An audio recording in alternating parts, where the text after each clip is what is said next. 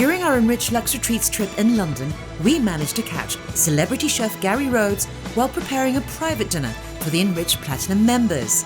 I asked him about the climb he took towards 6 stars in the Michelin constellation and what is great about British cuisine.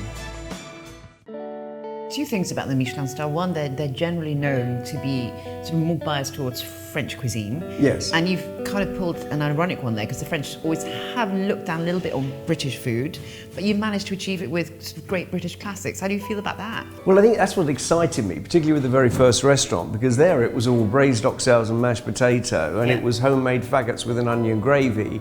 And calf's liver and bacon.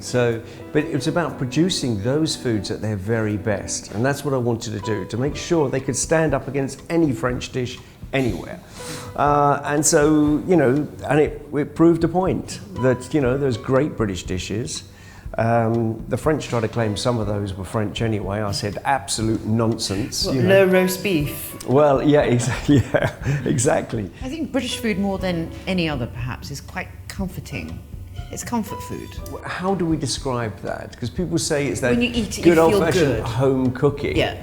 But because we don't make it look pretty on a plate, perhaps, and when you do get braised oxtails, there they are. They sit in there. You've got to pick them up and munch it off the bone, and it sort of melts in the mouth.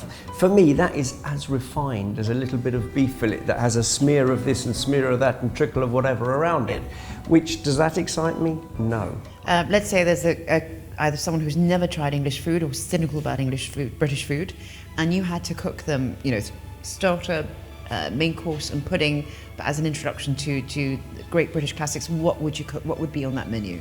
Is smoked haddock topped with Welsh rarebit on a little tomato and chive salad. So that would be the starter. Right.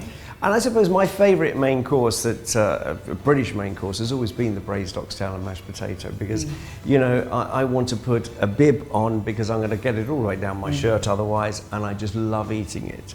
So I think that shows off that lovely, long, slow cooking method, and how you take a very tough piece of meat, let's face it, it's just a tail, and how then it becomes something which is just melting in your mouth and is as rich as you can imagine. And then to finish, it would have to be bread and butter pudding, wouldn't it?